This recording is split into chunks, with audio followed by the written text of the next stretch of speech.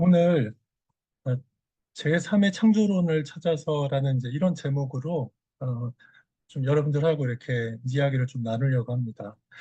저희가 벌써 이제 매달 하는 이 온라인 포럼이 54회가 됐는데 매달 할 때마다 굉장히 흥미있는 그런 주제들을 강사분들이 이제 많이 해주셨는데요.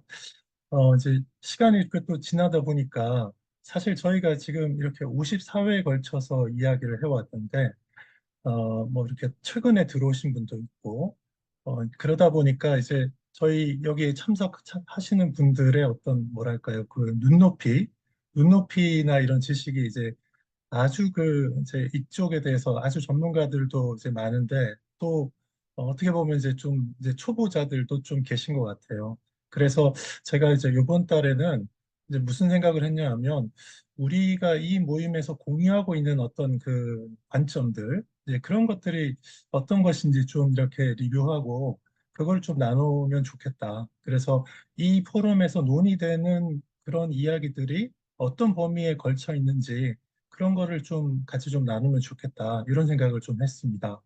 그래서 제3의 창조론을 찾아서 이런 제목을 이제 붙였는데 사실 이제 우리 창조론 오픈 포럼이 창조과학 젊은 지구론의 좀 극단적인 그 부분 그리고 이제 유신 진화론이 가지고 있는 또 좀 극단적인 부분 그런 것들을 조금 뭐랄까 그런 것들도 우리가 논의는 할 수 있지만 그런 극단으로 치우치지 않으면서 뭔가 가능한 그 창조론을 찾는 거 그게 이제 저희 창조론 오픈 포럼의 취지이기 때문에 그런 이론들이 뭐 어떤 게 있을까? 네, 그걸 좀 정리를 해서 저도 이제 한번 정리를 다시 하고 여기 참석하신 분들도 창조론이라는 것을 어떻게 이제 논의할 수 있을까라는 거를 한번 정리할 수 있는 그런 시간이 되도록 하는 게 오늘의 이제 제 목표입니다.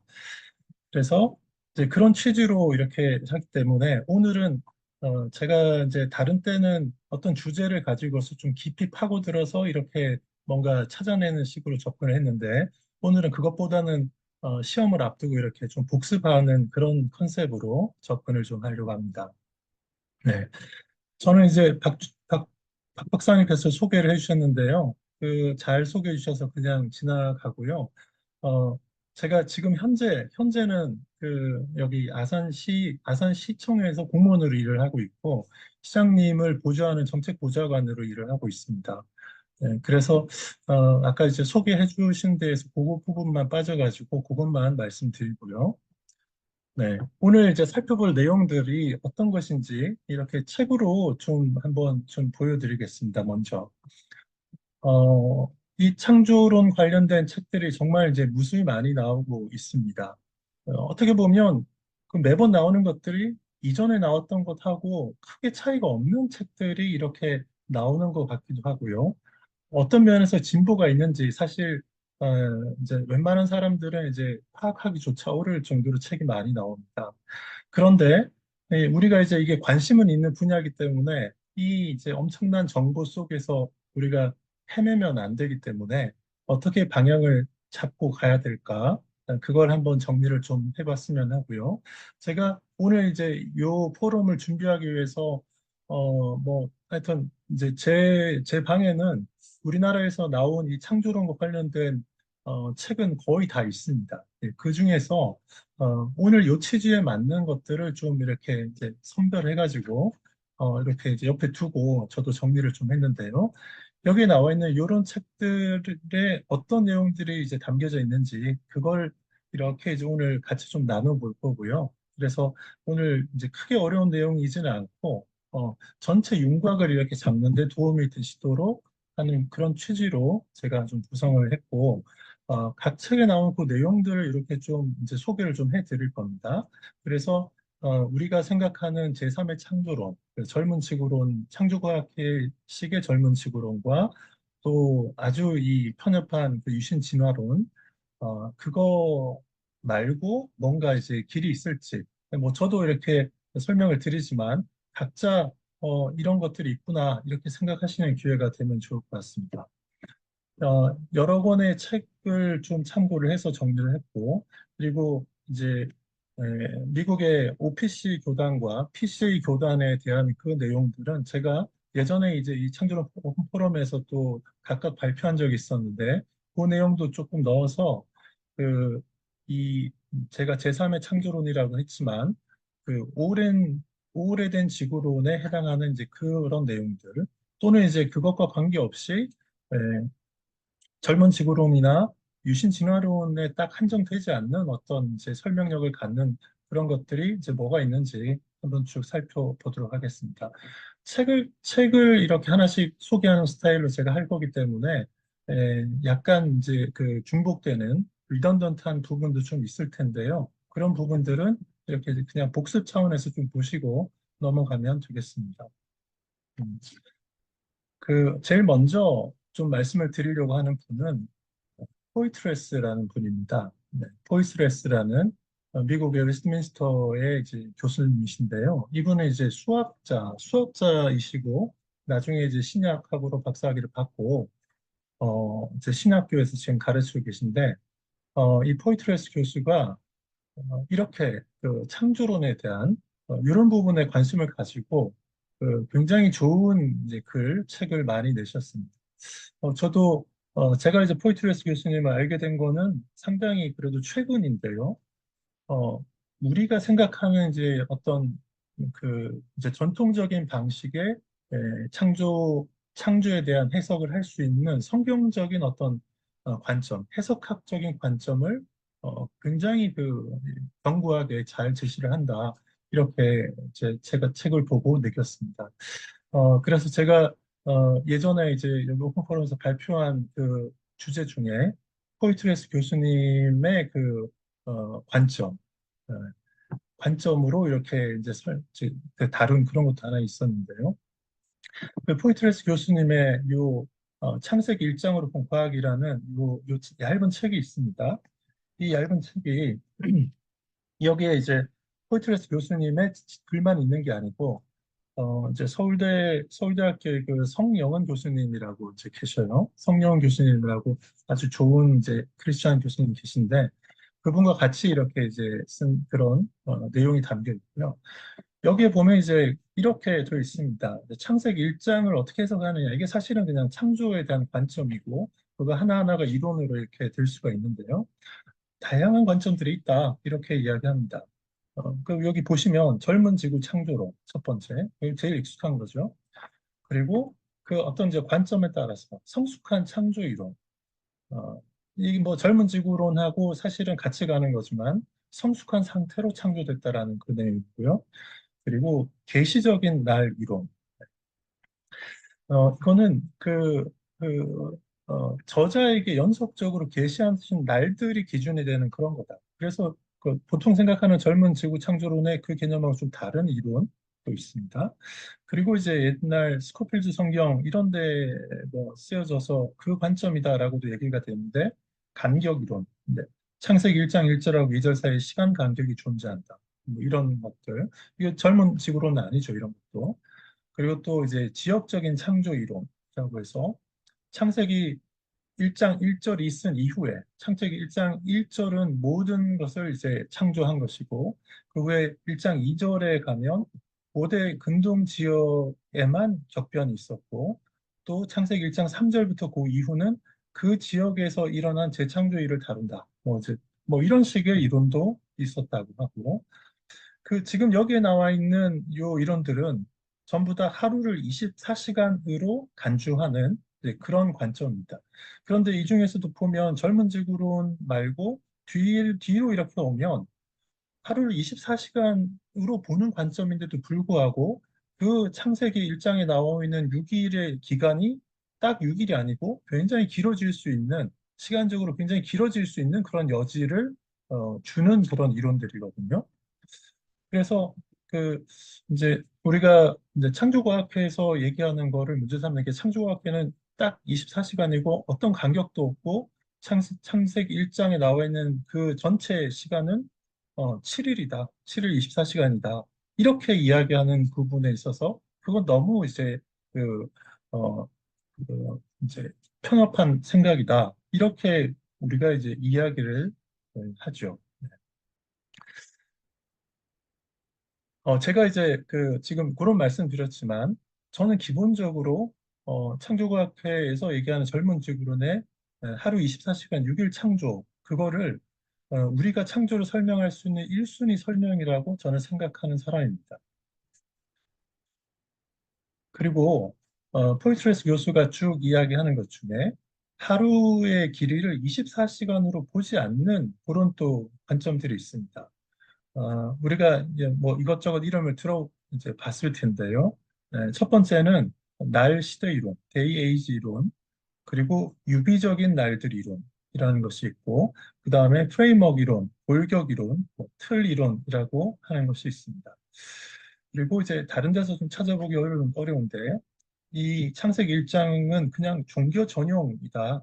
좀 이런 관점도 있습니다. 이거 그냥 종교적인 그 내용만 담으려고, 교훈을 담으려고 한 것이다. 이렇게 이제 여러 가지를 쭉 나열을 하고 나서 포이트레스 교수는 이제 이 중에서 어, 각 이론에서 이제 그뭐 그냥 전반적인 평가를 하는데 설득력이 좀 떨어지는 이론으로 계시적인 날 이론, 간격 이론, 지역적인 창조 이론, 간헐적 이론, 또 종교 전형 이론, 날 시대 이론 이런 것들은 설득력이 좀 떨어진다 이렇게 이야기를 합니다. 여기서 이제 그 오래된 지구론의 좀 대표적인 이론이라고 할 수 있는 날 시대 이론도 설득력이 떨어진다 이렇게 보는 게 이제 포이트레스 교수의 여기 입장이고요. 타당성이 높은 이론은 유비적인 날 이론, 그리고 골격 이론, 젊은 지구 창조론 이렇게 이제 평가를 하고 있습니다. 뭐 이렇게 이제 포이트레스 교수라는 분이 여러 이론들을 이렇게 소개하고 있고 그중에 타당성이 높은 이론을 이렇게 세 가지 정도로 이야기한다.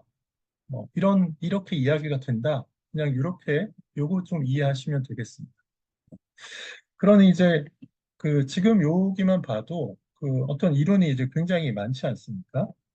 그래서 우리가 보통 이제 창조론에서 이야기할 때 젊은 층으로 아니면 뭔가 없다 이렇게 생각할 게 아니고 다른 여지가 아주 많다. 이제 그렇게 우리가 볼 수 있다는 거죠. 네.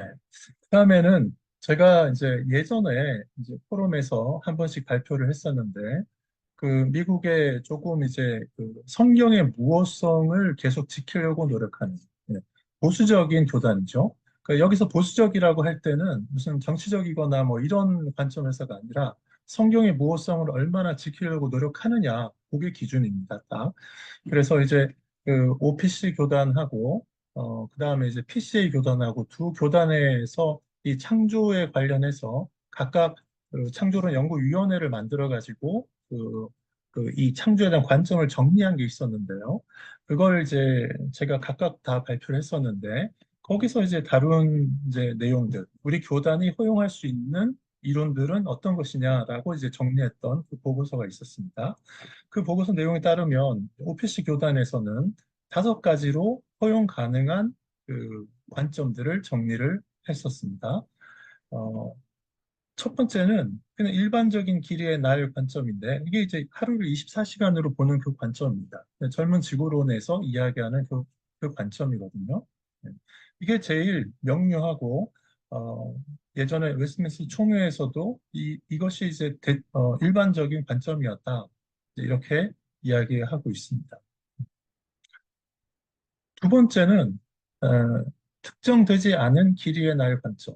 좀 길 수 있다는 거죠. 하루 24시간이 아니고 좀 긴 기간일 수 있다라는 그런 이제 관점입니다.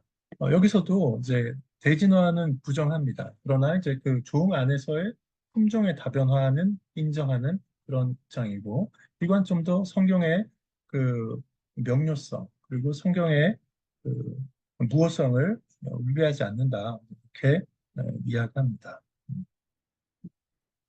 그리고 이제 이 경우에도 보면 타락 전에 생물의 죽음이 없었다 이런 굉장히 이제 그 그, 어, 아주 그 하드한 입장을 가지고 있습니다. 그 다음에 세 번째로 이제 이야기한 관점은 그 날 시대 관점입니다. 네. 이 간격 이론하고는 다른 개념이고 그 지질학의 발전에 따라서 아마 이제 그거하고 좀 매치가 되도록 한 거고요. 그 순서대로, 네. 날의 순서대로 긴 기간을 갖는다라는 이제 그런 관점 되겠습니다. 그리고 네 번째는 그 골격 이론이라고도 했던 그 프레임워크 관점입니다. 이건 어떻게 보면 이제 그 내용을 창세기 1장의 내용을 네, 그 문자적으로 그냥 이렇게 해석하지 않는 겁니다. 그 순서대로 실제로 그런 일이 있었다 이렇게 보는 게 아니고 그냥 창조의 여섯 날들이 그냥 24시간 하루인데 하루 24시간 하루로 보는데 비유적으로 이제 그 묘사한 것이다. 그래서 첫째 날, 둘째 날, 셋째 날에는 그 공간을 만들고 넷째, 다섯째, 여섯째 날에는 각각 그 공간에 들어 채울 수 있는 어떤 이제 사물들, 동물들, 어, 식물들을 그 공간에 맞게 이렇게 배열한 것이다. 그래서 순차적인 순서의 시간 순서에 따른 배열이 아니고 주제별로 배열한 것이다. 그래서 그 창조된 그 세상의 구조를 설명하기 위해서 이렇게 묘사한 것이지, 그걸 시간 순서로 마치 하나님이 매일매일 무슨 작업을 했는지 작업 일지를 쓴 것처럼 그 창세기가 기록된 것이 아니다. 이제 그런 관점에서 이 창세기를 보는 관점입니다.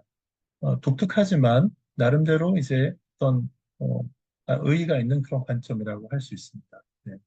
이제 이렇게 보게 되면 어, 그 현대 과학이 가지고 있는 그런 내용하고 충돌이 일어나지 않기 때문에 성경하고 지질학 과학의 갈등을 해소할 수 있는 그런 대안이 될 수 있습니다. 그리고 다섯 번째는 이제 유비적인 관점이라고 하는데요. 네.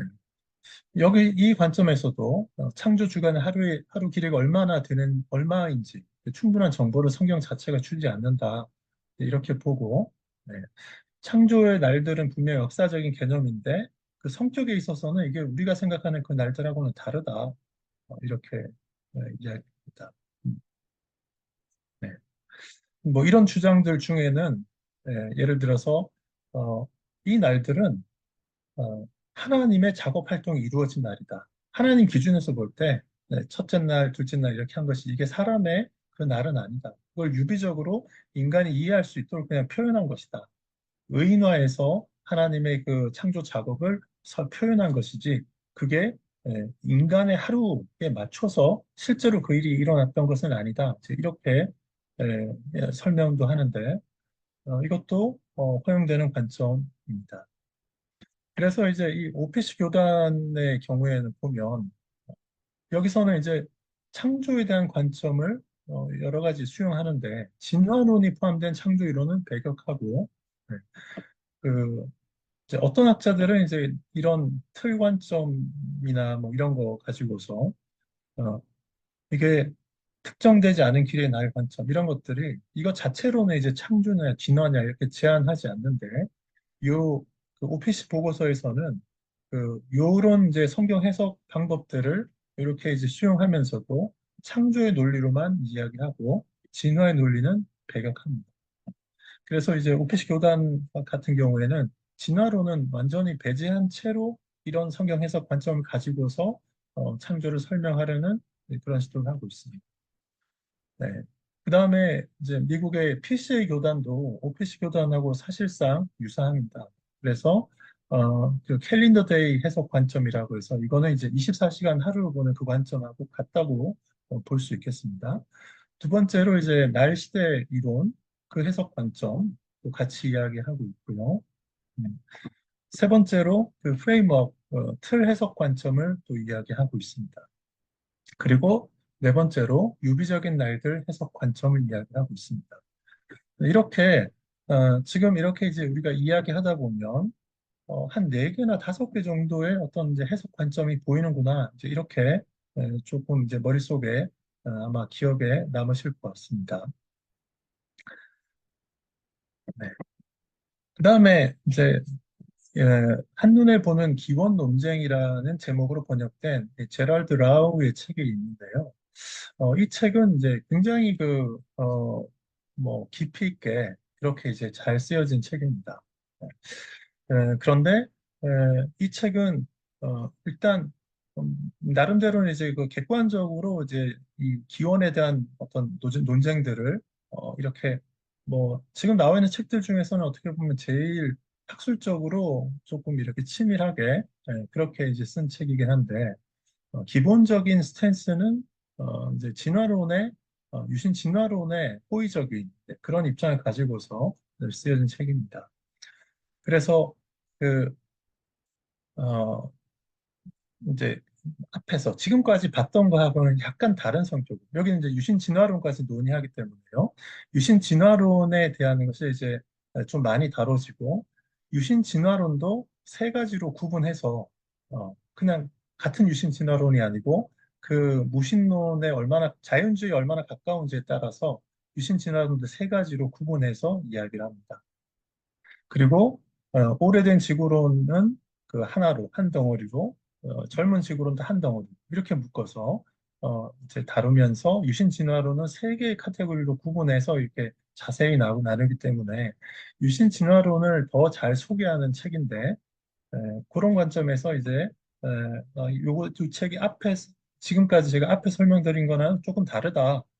그렇게 이제 그거를 감안하시고 요 내용들을 좀 설명을 드리겠습니다. 첫 번째로 여기 이제 여섯 일곱 가지로 구분하는데요. 진화 중에서도 자연주의적인 진화, 무신론적인 진화까지도 이제 에, 다루는데요. 음, 네. 제가 어, 책에서 표를 하나 확인을 좀 하고 표를 하나 확인 잠깐 하겠습니다. 그 예, 지금 첫 번째로 이제 이야기하는 이 자연주의적인 진화라는 거는 이건 이제 그냥 무신론자들의 그 유물론적인 진화론입니다. 거기서부터 여섯 일곱 가지로 나눠서 시작합니다.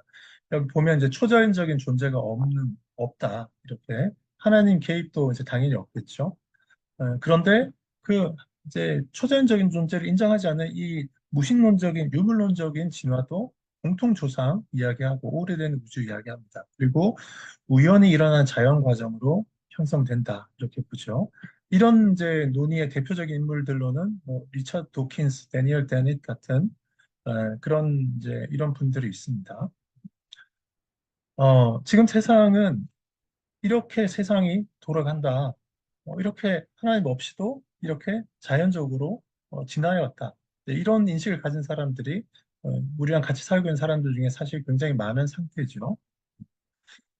자, 그 다음에 유신 하나님을 인정하는 유신 진화론인데 유신 진화론 중에서 제일 그 유물론적인 진화론에 가까운 그 비목적론적인 진화라는 거가 있습니다. 여기는 이제 일단 창조주를 인정합니다. 그런데 진화의 방향성이 특별히 방향이 없다. 어, 하나님이 개입하지도 않고 거의 이제 유물론적인 그 진화처럼 창조주가 있긴 하지만 처음 창조할 때 생명에 필요한 어떤 환경들을 다 조성해 놓고 그 다음에 이런 무슨 식물이나 동물들이 점점 고등동물들이 이렇게 발생해 나오는 거는 그 최초의 창조로부터 이미 하나님이 다 거기에 어떤 기능들을 넣어놨기 때문에 거기서부터 이제 점점 더 생겨나는 것이다.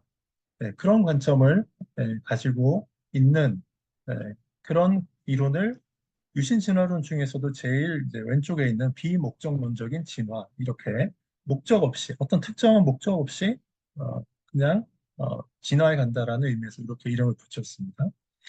여기 이제 그 우리가 과학과 신학의 관계에 대해서 그 부분에서 이제 유명한 학자인 이안 바버 같은 학자가 여기에 해당된다 이렇게 이야기합니다.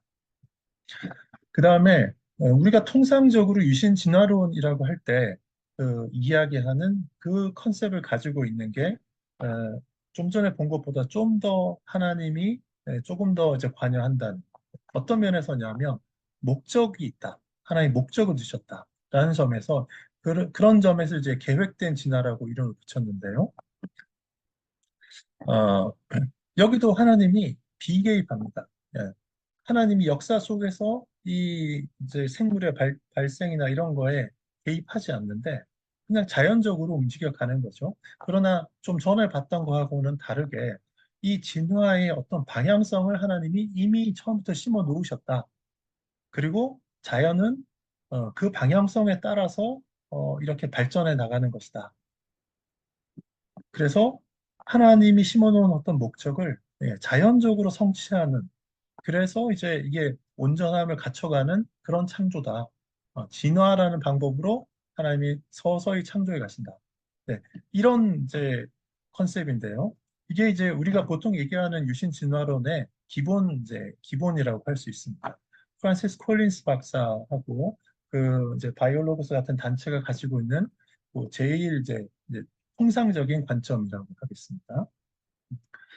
그 다음에 이것도 유신 진화론인데 하나님의 개입을 좀 더 그 에, 인정하는 그런 스펙트럼이 또 있다고 합니다. 그래서 이제 여기서 관건은 하나님의 개입 여부입니다. 통상적인 유신 진화론자들은 하나님이 개입하지 않는다 이렇게 보는데 이제 여기 오면 하나님이 개입한다. 그래서 일반적으로는 이미 자연에 심겨진 하나님의 법칙에 따라서 진화를 해가면서 이렇게 대부분의 것들은 저기 발전해 나가지만 어떤 특수한 상황에서는 하나님이 개입해서 어, 그 급작스러운 어떤 변화가 일어나기도 한다. 그 뭐 이런 이제 이렇게 이 뭐 자연적으로 뭐가 변화가 진화가 될 때 그게 사실 어, 그게 어떤 특정한 방향으로 빠른 속도로 되기가 쉽지 않을 거지 않습니까? 우리가 생각하는 그런 상식으로 봐서는. 그런데 이제 실제 증거를 보면 급작스럽게 막 그 종이 늘어나고 하는 이런 것들도 있으니까 유신 진화론 쪽에서 그런 거를 설명하기 위해서 하나님이 에, 뭔가 이렇게 이제 돌연변이를 일으켜서 진화해 나가는 그 방향도 그거를 설정할 때 하나님이 살짝 개입해서 하는 경우도 있다. 특수한 상황에는. 네, 그런 어떤 그 관점 가지고 있다고도 하고, 그 헬리 셰퍼, 그리고 이제 바이올로고스의 그 대표자 중에 한 사람인 데보라 하스마 같은 경우에는 이제 이런 관점을 가지고 있다. 이렇게 이제 제럴드 라우는 이제 평가를 하고 있습니다. 그래서 이제 이렇게 보면 유신 진화론이 아주 유물론에 가까운 거에서부터 지금 여기 인도된 진화라는 여기에 오면 기본적으로 진화에 의해서 모든 게 이루어지는데 하나님이 이렇게 개입도 한다. 이러면 이제 이 그냥 일반적인 창조론의 그 부분하고 경계에서 살짝 또 이렇게 얽히는 부분이 또 있게 되겠습니다. 네. 그 다음에 유신 진화론이 아닌 것으로서 어, 그 오래된 지구 창조론. 네. 요거는 우리가 몇 차례 이야기를 했는데요. 어,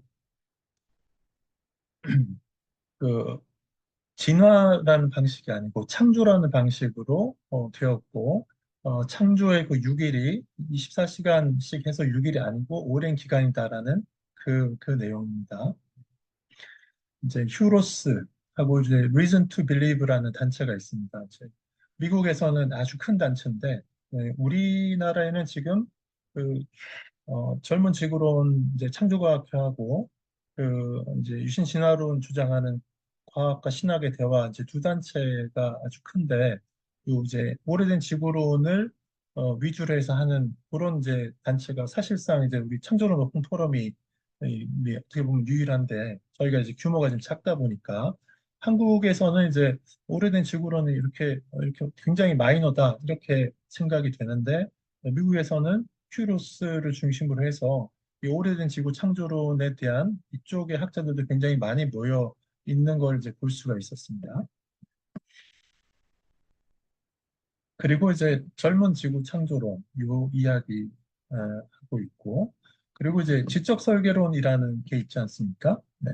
지적 설계론은 사실 뭐 길이 같은 거 따지지 않고 좀 독특하죠. 그래서 그냥 유신 진화론, 오래된 지구론, 젊은 지구론 이런 거 이야기할 때 같은 그 선상에 놓기가 조금 어렵습니다. 왜냐하면 어떤 그 하나님을 여기는 전제하지 않습니다. 그냥 지적 존재 이제 이렇게만 하기 때문에 어, 그, 그런데 그 지적 존재가 개입한다. 이제 이렇게 보지만 우리가 얘기하는 그 하나님은 아니기 때문에. 어, 그렇지만 굉장히 뭐랄까요, 설명력이 좀 높은, 과학적인 설명력이 있는 유신 진화론자들은 굉장히 이제 거부하지만, 어, 우리가 객관적으로 보면 유신 진화론이 기원을 설명하는 것보다 더 어떻게 보면 이제 타당하게 들리는 그런 이제 이론이기 때문에 지적 설계는 우리가 계속 관심을 가져야 되는 분야인 것 같습니다. 이제 제럴드 라우가 그 기존에 쭉 이야기되는 이제 유신 진화론, 뭐 오래된 지구론, 뭐 이런 이야기들 쭉 하고서 그 책의 뒷부분에 가면 이제 창세기 1장을 해석하는 이제 관점들에 대해서 또 몇 가지 정리한 게 있어서 좀 말씀드리면, 창세기 1장이 거기 그냥 상징이다, 상징, 뭐 사실, 역사적 사실이 아니고 이렇게 이제 보는 관점이 있다라고 하고, 네. 그런 관점에서는 이제 에, 여기 이제 밑에 보시면 이건 이제 종교적인 기록일 뿐이다. 과학하고는 전혀 상관없는 그런 관점을 가질 수 있고, 앞에서도 이제 포이트레스 교수한테서도 나왔었지만 계시의 날이라는 그 관점으로 그냥 이거 해석해야 된다. 네, 이렇게 이제 볼 수 있는, 그러니까 성경 해석과 그 이론이 어떻게 연결될 수 있는지 그걸 좀 보여주고 있습니다. 또 창세기 1장이 그 비일치주의라고 해서 성경과 과학, 과학은 일치하지 않는다라는 이제 그런 관점에서 일치하지 않는 것이다, 당연히. 그런 관점에서 이제 가능한 어떤 그 이론들을 그 프레임워크 이론, 그 유비적인 이론, 또 그 우주적인 성전 이론. 이 우주적인 성전 이론은 이제 그 유비적인 날, 여기에 어떻게 보면 이제 포함되는 우주 고고의 어떤 한 분야라고 할 수 있는데, 존 왈튼이라는 이제 학자가 창세기에 그 나와 있는 그 묘사는 실제 그 어떤 세상의 이런 어떤 창조가 아니고, 이 세상은 하나님의 성전인데 그 성전을 하나님이 이렇게 만들고 일종의 그 성전을 완성한 그 기념으로 그 성전의 어떤 기능과 이런 것들을 묘사한 것이다. 그런 관점. 예. 처음 이야기 들으면 도대체 무슨 말 하는가? 이렇게 어, 이제 이 충격이죠. 이해가 안 되는데, 이 존 월튼의 이제 이런 개념을 유신 진화론자들이 굉장히 이제 좋아합니다. 그 다음에 그 성경과 과학적인 사실, 역사적인 사실은 일치한다라는 관점을 가진 그런 관점에서 앞에서 우리가 봤던 간격 이론, 간헐적인 날 이론, 점진적인 날 또는 날 시대 이론, 또 이제 24시간 날 이론 이런 것들이 일치주의에 해당하는 것들. 이게 이제 우리한테는 좀 익숙한 것들이겠죠. 네. 네. 이렇게 해서 이제 그 제럴드 라우의 그 책에 나온 여러 관점들을 한번 쭉 봤고요. 이제 요 부분은 이제 창조 기사 논쟁이라고 이제 그 구약 신학자들이 창세기 1장을 보는 관점들에 대해서 쭉 뭐 이렇게 이야기한 것들을 모아놓은 책인데 거기에 나와 있는 것들을 제가 간략하게 그냥 설명드리겠습니다. 리처드 에이버백이라는 학자는 어, 앞에서 우리가 여러 쭉 나왔던 것들 중에 이 창세기 1장은 그 구조, 그 프레임워크 관점에서 보는 게 그게 좀 타당한 것 같다. 네. 첫째, 둘째, 셋째 날 창조하고 넷째, 다섯째, 여섯째 날 창조가 이렇게 서로 이제 대응되는 거. 네, 그러면서 이제 이 사실 창세기를 해석하는 거는 여러 가지가 맞물려서 고려가 돼야 됩니다. 무로부터의 창조를 인정하느냐. 이, 이 너무 이제 그 변수가 많기 때문에 사실 하나로 몇 가지로 우리가 이해하기가 쉽지는 않습니다. 에이브백 같은 경우에는 무로부터의 창조를 인정하긴 하는데 자기는 창세기 1장 1절이 그 근거 구절 아니다. 구약학자들은 창세기 1장 1절이라는 것이 무로부터의 창조의 근거 구절이 되느냐 안 되느냐 이거 가지고도 이제 생각들이 많이 다르더라고요. 그리고 창세기 1장 1절이 뭐냐 도대체. 창조기사 전체의 제목 역할만 하는 것이다. 이런 사람도 있고 창세기 1장 1절 자체가 어떤 창조의 큰 사건 하나를 이야기하는 것이다. 이렇게 얘기하는 사람도 있고 그렇습니다. 그래서 사실 요 지금 요 부분에서 나오는 얘기들은 아마 이제 지금 뭐 많은 분들이 막 복잡하고 이게 도대체 무슨 소리냐 이렇게 생각되실 수 있을 거예요. 그래서 제가 여기는 그냥 좀 간단하게 이렇게 넘어가려고 합니다. 그냥 누가 이런 거 이야기했다 그 정도만 이야기하려고 합니다. 두 번째 이제 토드 빌이라는 학자는 문자적인 관점. 우리가 아까 그 일치주의에 해당하는 그런 관점인데요. 그 이제 구약 학계의 그 복음주의 학계의 해석이 그 이제 문자적인 이런 해석하는 사람들보다 비유다 이렇게 비유적으로 해석하는 사람들이 지금 많아진 상태입니다. 그런데 이제 토드 빌은 비유적 해석을 지지하지 않는 그런 학자들 중에 하나고요. 그러니까 빌은 비유적 해석으로 가면 그냥 곧바로 이거는 유신 진화론을 허용하는 그런 계기가 되어버린다. 그래서 어, 그렇게 쉽게 문자적인 해석을 포기할 게 아니고 성경을 이렇게 잘 보면 그냥 비유로 그냥 쉽게 그렇게 해결하는 게 문제 해결하는 것 같지만 그게 아니라 문자적인 해석으로 봐야 한다는 그 증거들이 찾아보면 여전히 많이 나온다. 네, 그런 입장을 이제 고수를 하고 있습니다. 특히 신약의 저자들이 신약에서 최소 이 25개의 단락 이상이 창세기 1장에서 11장을 언급하는데 신약에 나오는 모든 단락이 창조 기사를 문자적으로 해석한다. 신약의 모든 저자들이 그 25군데 다루는 데서 창세기 1장부터 11장을 문자적으로 해석하는데 시대가 변했다고 우리가 그걸 문자적으로 해석하지 않을 이유가 없다. 네. 비록 과학과 뭔가 충돌되는 것처럼 보이는 게 지금 있다 하더라도 그건 뭔가 이유가 있는 것일 거고 문자적인 해석을 쉽게 포기해서는 안 된다. 그런 입장입니다. 그러니까 토드 빌 같은 이런 입장 가진 사람들이 좀 있고, 네. 저도 이제 요 토드 빌 같은 이런 학자들의 의견에 그래도 이 의견이 좀 더 중요하다 이렇게 생각을 합니다. 네. 그런데 이제 최소 25단락이 문자적인 해석을 지지하는데 그러면 이제 이걸로 모든 게 의심 없이 다 해결되느냐? 네, 또 그건 아니거든요. 네. 그래서 이제 여기를 제일 중요하게 생각하고 저도 이제 이렇게 보지만 다른 학자들의 의견도 무시할 수는 없겠다. 네, 그런 관점이 필요합니다. 네.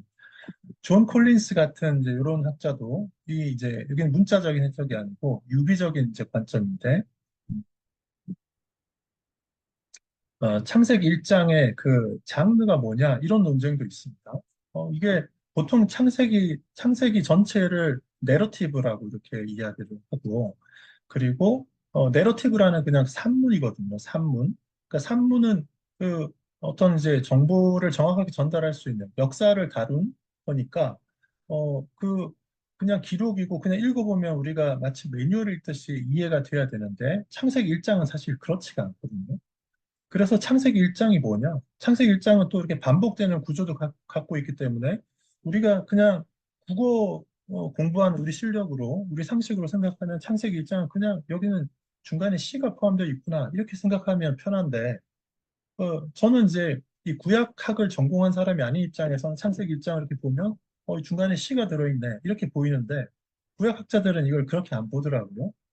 창세기 1장부터 50장 전체가 내러티브인데 그 중에 이 부분은 어, 그 뒤에 나와 있는 일반적인 그 산문 내러티브는 아닌데 그렇다고 그 당시에 아직 그 히브리인들 유대인들 가운데 히브리어를 쓰는 사람들 가운데 이런 형태의 시 형식이 있지도 않았다.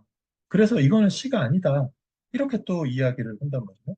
근데 그 시냐 아니냐 이거는 사실은 그 장르를 구분하는 거는 이제 그 후대 인위적으로 사실은 구분하는 것인데 그 뭐 이제 제가 구약학자가 아닌 입장에서는 그냥 이거 시라고 얘기하면 되지 왜 일반 내러티브는 아닌데 왜 이거를 시라고 시처럼 보이는데 왜 시라고 말을 못하냐 저는 이렇게 얘기하고 싶은데 이 구약학자들은 시라고 딱 얘기하는 사람한테는 그건 시는 아니다 이렇게 얘기하고 그러면 그냥 일반 내러티브하고는 다르지 않냐 이렇게 얘기하면 그건 좀 다르다. 그러면서 이제 예, 쓰기 시작한 용어가 몇몇 학자들이 이거는 이제 exalted narrative다 해서 보양된 산문이다. 뭔가 시와 같은 효과가 있는 그런 산문이다. 이렇게. 그러면 그게 이제 시라고 할 수 있지 않냐? 저는 이제 그렇게 얘기하고 싶은데, 예, 여기 구약학자들은 보양된 산문, 요 표현을 이렇게 쓰더라고요. 그러면서 이제 보양된 산문이기 때문에 여기는 이제 이 기록은 역사를 담고 있는 역사성에 있는 글이다. 이렇게 표현합니다. 예. 그러면 사실은 시라고 하면 역사성이 없느냐? 그건 또 아닌데 이제 이 구약자들이 보고 가지고 그렇게 따지는 모습을 볼 수 있습니다.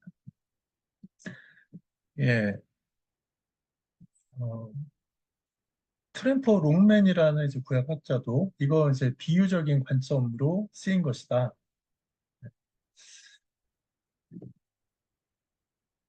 그 트럼프 롱맨이 이제 이야기하는 것 중에 이런 게 있습니다. 창세기 1, 2장은 하나님이 모든 것, 모든 인간의 창조자임을 선포하는 것이 주된 목적이지, 어떻게, 어떤 순서로 우주와 인간을 창조하셨는지 언급하는 데는 그게 관심사가 아니었다. 이거는 과학에 맡겨야 된다. 우리가 이제 국내 그 유신 진화론을 지지하는 그 학자들 중에 대표적인 사람들이 늘 이야기하는 게 이제 요거죠. 트럼프 롱맨이 이야기하는 요 이야기를 하고 있습니다. 그러면서 이제 이 롱맨 같은 경우에는 이제 더 나가서 더 이제 유신 진화론적인 그런 것도 같이 이야기합니다. 창세기 1장, 2장은 그냥 신학적인 역사다. 신학적인 역사. 그러니까 실제 역사나 이런 건 아니다. 진화를 지지하는 압도적인 증거들이 있는데 성경은 이 문제에 대해서 아무것도 말하지 않는다. 그리고 굳이 아담을 이제 역사적인 개인으로 간주해야 될 필요가 없다. 그러면서 예를 들어서 이제 누가복음 3장 38절에 그 족보를 쭉 소개하는 가운데 그 위는 아담이요 그 위는 하나님이시니라 이런 이제 구절이 있잖아요. 이걸 이제 우리 이제 어 전통적으로는 이게 혈육상의 저기 예, 아버지는 아니지만 어, 아담을 만든 분으로서 하나님 그 계보를 이렇게 이제 한 거잖아요. 그래서 이제 이것도 창조되었다 이렇게 이야기하고 아담과 하나님 사이에는 누가 없다 이렇게 보는데 이거는 그냥 그 신학적인 그런 거다 이렇게 이야기하고 있습니다.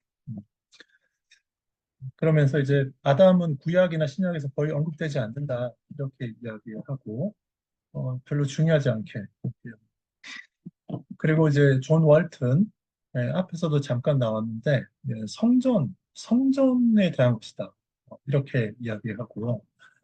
그 이제 유신 진화론자들 중에 어떤 사람들은 여기 창세기 1장 24절에 땅은 그 종류대로 내라 뭐 이런 이제 구절이 있어요. 이 구절을 가지고서 하나님의 명령이 이런 이제 요 명령이 진화 과정을 지지하는 증거라고 주장을 하는 사람들도 있습니다. 그런데 그거 아니다라고 이야기합니다. 네. 또, 존 월튼도 이제 창세기 1장 1절에 이제 창조하다라는 바라라는 동사가 있는데, 무로부터의 창조를 의미한다고 주장하는 것은 아니다.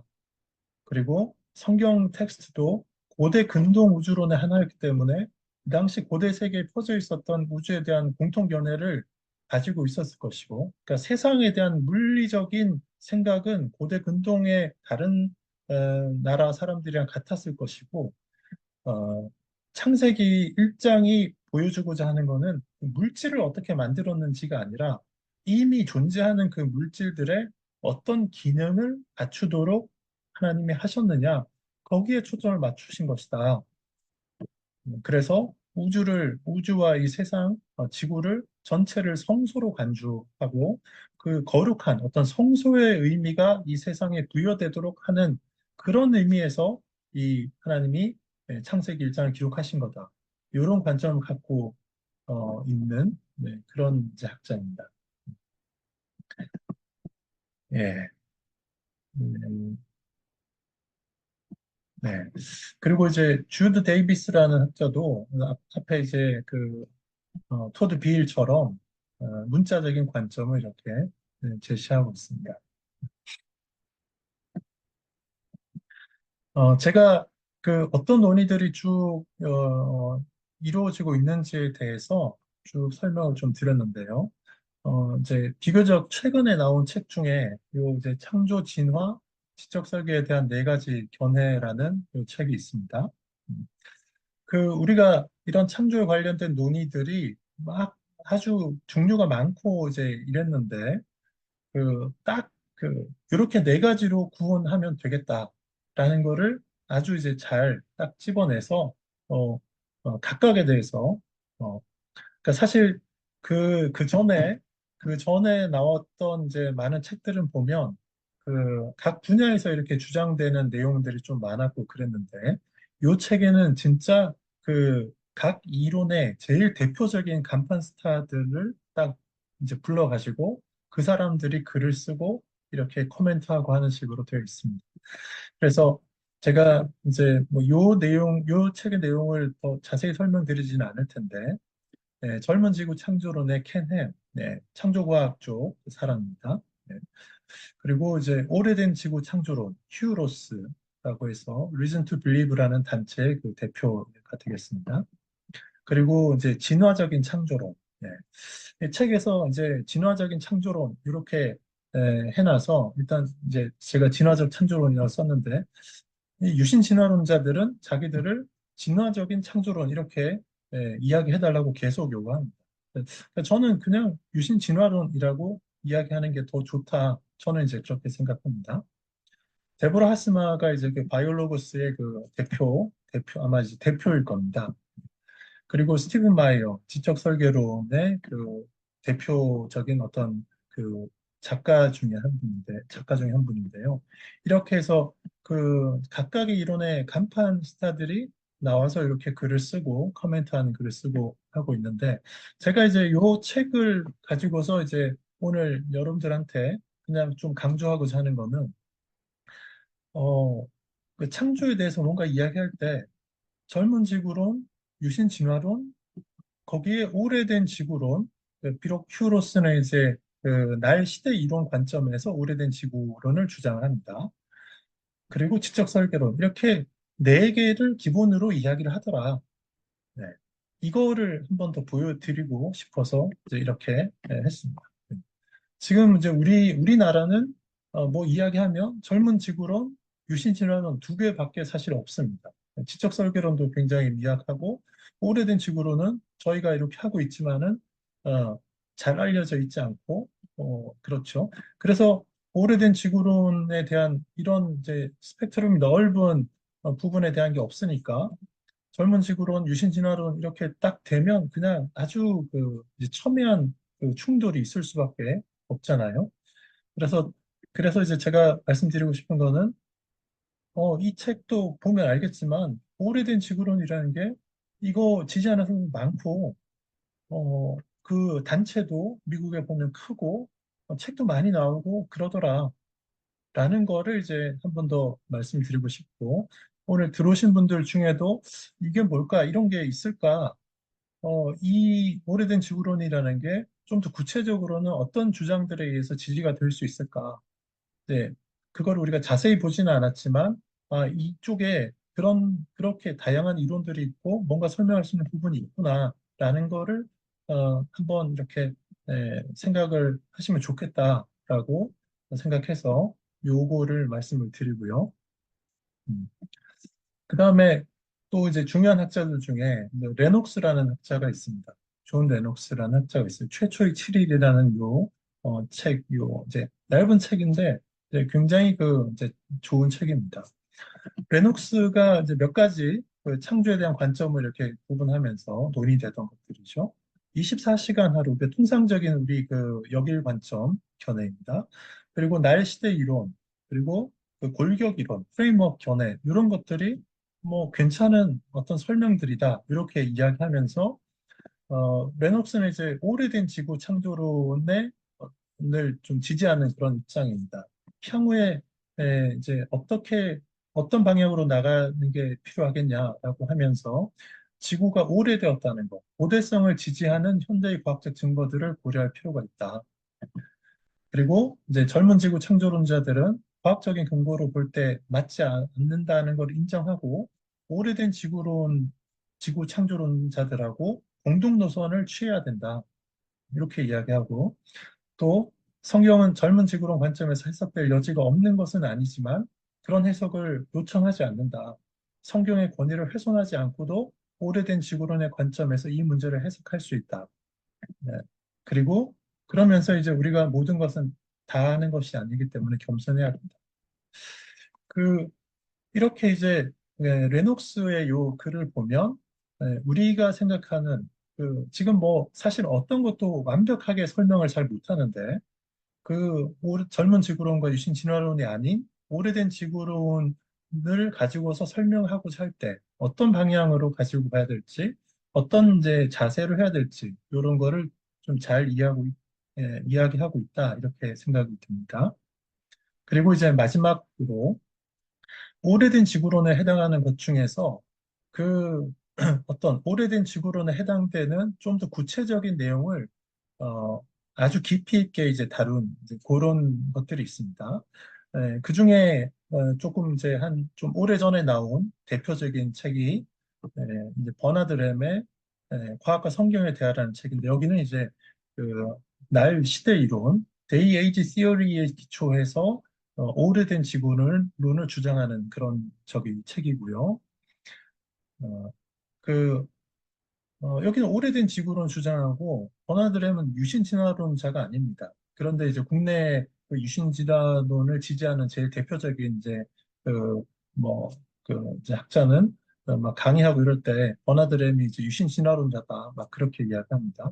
이 버나드 램은 유신 진화론이 아니고 자기는 점진적인 창조론자다 이렇게 제 책에서도 명백하게 적고 있는데 그 하여튼 유신진화론자들은 오래된 지구론에서 이렇게 창조론에 기반한 오래된 지구론을 하는 사람들을 전부 유신진화론자로 다 끌고 들어가려고 합니다. 그래서 그 예전에 뭐 양순 교수님도 유신진화론 지지하는 그쪽에서 양순 교수님도 유신진화론 아니냐 입장 밝혀라 막 그런 적도 있었잖아요. 그리고 이제 전형적인 날씨대 이론하고 이건 다르게 이제 좀 새로운 이제 차원의 접근인데 이게 이제 우리 양승 교수님의 창조론 대강자 시리즈 7권 중에 한 권이잖아요. 다중격변 창조론이라는 이 이제 다중격변 이론이라는 게 그 오래된 지구에 대한 설명을 하는 데 있어서 이제 교수님도 이렇게 이제 요거를 이렇게 예, 착안하셔가지고 QBA의 그 이론을 기초해서 거기서 착안하셔서 증거들을 모으고 이렇게 책도 내셨는데 제가 볼 때는 이제 이 오래된 지구를 설명하는 데 있어서 이제 교수님의 이 다중격변 이론만큼 구체적이고 그럴듯한 이론이 사실 이제 나와 있는 책들 중에는 이제 없습니다. 그래서 이것도 이제 우리의 오래된 지구론 관점에서 설명하는데 또 이제 중요한 또 어떤 관점이 될 수 있을 거라고 생각이 됩니다. 그래서 제가 이제 오늘 이렇게 쭉 설명드린 거를 보면 어, 우리는 잘 몰랐었지만 오래된 지구론의 관점에서 뭔가 이렇게 하는 사람들이나 학자들이나 그런 책이나 이런 것들이 꽤 있었고 오래된 지구론을 뒷받침할 수 있는 성경 해석 방법들이 또 꽤 있고 그리고 실제로 그렇게 약간 이렇게 이제 사이언스 측면에서 접근하는 그런 가능성도 이쪽에 좀 있구나 하는 이제 그런 거를 이제 조금 느끼실 수 있었지 않을까 싶습니다. 네. 이 창조에 대해서 사실 몇 페이지로 완벽한 설명을 할 수 있으면 정말 좋을 텐데, 예, 그거는 이제 지금 누구도 그거는 이야기할 수 없는 것 같은데요. 그래도 제가 하여튼 지금까지 논의됐던 많은 것들을 한번 이렇게 좀 정리를 좀 해서 우리가 어떤 특정한 이론 하나에만 딱 몰입돼서 그거 아니면 안 된다라는 이제 그런 식의 접근을 최소한 하지는 않을 수 있도록 제가 이렇게 좀 소개를 해드렸습니다. 그리고 생각보다 오래된 지구론의 관점을 가지고서 할 수 있는 것들이 여지가 더 많고 그게 성경을 훼손하지 않으면서도 너무 그 상식에 이제 벗어나게 과학적인 발견들을 무시하는 그런 그 길로도 가지 않을 수 있게 하는 그런 길이 되지 않을까 생각이 됩니다. 자, 제 발표는 여기까지 해서 마치도록 하겠습니다.